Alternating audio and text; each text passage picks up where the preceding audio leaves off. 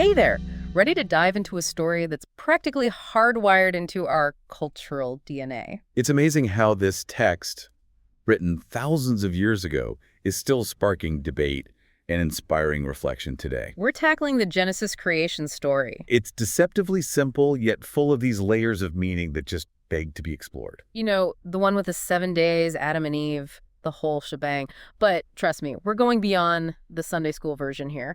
We're going to unpack not just what the text says, but how it's been interpreted and, most importantly, why it still matters in our modern world. And prepare to have your assumptions challenged. It's like finding out your childhood treehouse is actually an ancient temple with hidden passageways, right? This isn't about blindly accepting or rejecting the story. It's about engaging with its ideas and discovering its enduring power. Love it. So Genesis kicks off with a very structured creation sequence, right? It's almost like flipping a switch in an empty room. Day 1, let there be light. And that's where it gets really interesting. The text emphasizes that light appears before the sun and moon. Whoa, yeah. Imagine hearing that for the first time. It completely upends the natural order we take for granted. It's like saying, first we have the concept of warmth, then we get fireplaces. Yeah. So what do we make of that? Is it about a spiritual light preceding the physical world? Or maybe highlighting the experience of creation over strict scientific accuracy? Exactly. It raises more questions than it answers, and that's part of its brilliance. And it continues with day 2, the creation of the firmament.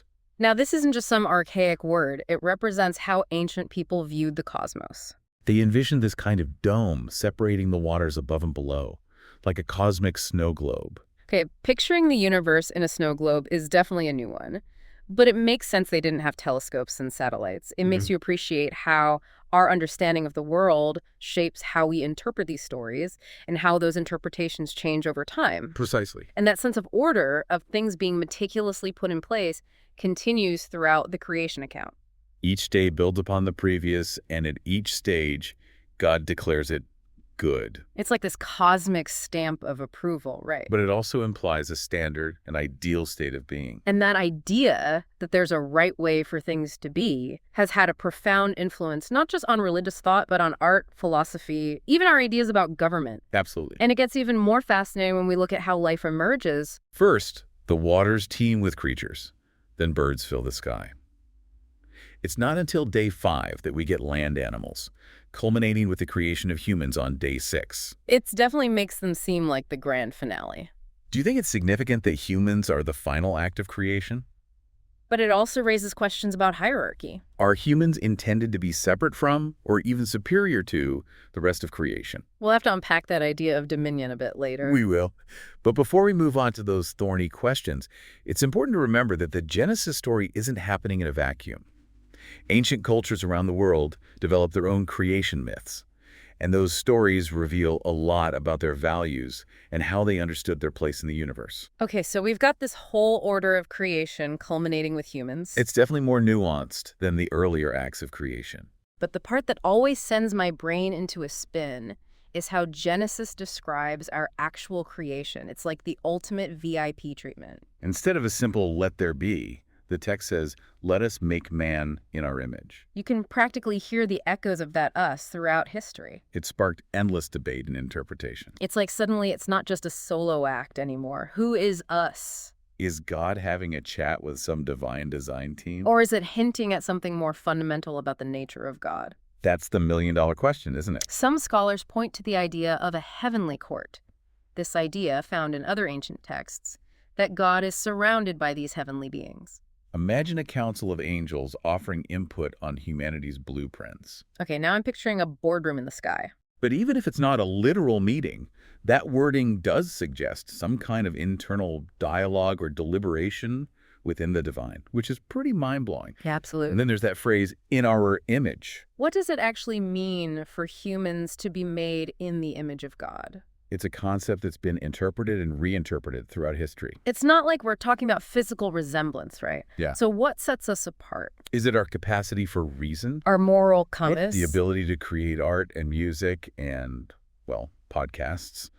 It likely encompasses all of those things and more. Some scholars argue it's about our capacity for love, compassion, and self-awareness. Others focus on our ability to reason, make choices, and connect with something greater than ourselves. It does make you think about what truly makes us human, what distinguishes us in this grand cosmic order. But the Genesis account doesn't shy away from the complexities of our existence either. Remember that loaded word, dominion. That humans are granted dominion over the rest of creation. Right, and that one word has been at the heart of so many debates about our relationship with the natural world. Does it imply a kind of benevolent dictatorship? Are we meant to be caretakers or conquerors? I mean, if you look at human history, there's evidence for both interpretations, unfortunately. We've seen incredible acts of stewardship and horrifying examples of exploitation. It's almost like this story is holding up a mirror to humanity saying, okay, what are you going to do with this power? Choose wisely. And that's why this ancient text is still relevant today. It's not just about the past. It's a springboard for conversations about the present and the future. How we interpret dominion has profound implications for how we address climate change, resource management, and our responsibility towards other species. It's wild how one little word can hold so much weight, right?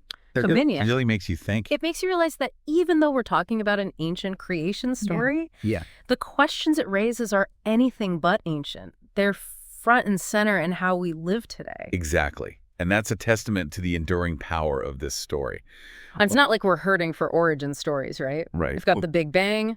We've got ancient myths. We do. We've got sci-fi epics. But there's something about the Genesis account that continues to captivate our imaginations and fuel our debates. Totally. It's like it's woven into our cultural fabric, even if we don't subscribe to a literal interpretation. Yeah, do you think that is? What gives this particular story such staying power? Well, for one, it's a masterclass in storytelling. It's simple, yet evocative. Right. Easily accessible to a child, yet layered with meaning that can be unpacked for a lifetime. It's like even if you've heard it a million times, you can still find something new in it. And it's not just the religious aspect either. Think about the sheer volume of art and literature inspired by this story. Michelangelo, Milton, countless others, it's everywhere. It speaks to something universal in the human experience.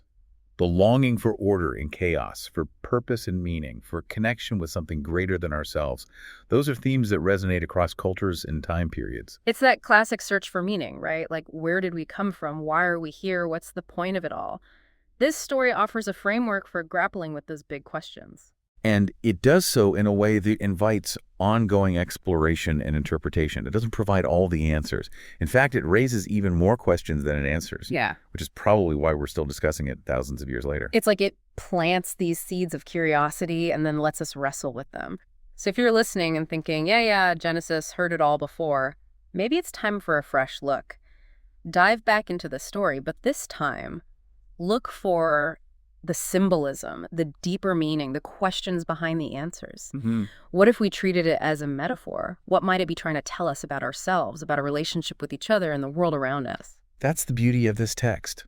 It's a conversation starter, a source of inspiration, a mirror reflecting our own humanity back at us.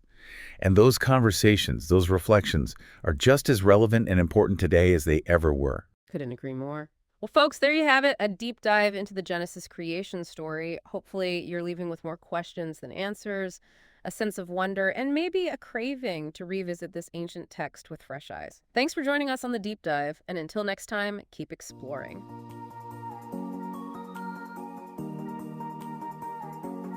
Thank you for spending this time with us. Toby, Eleanor, and our team of researchers are working hard to produce more episodes. If you value what we're doing here, please consider subscribing and sharing the word.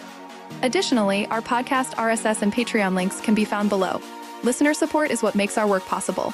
Join us next time for another deep dive. God bless.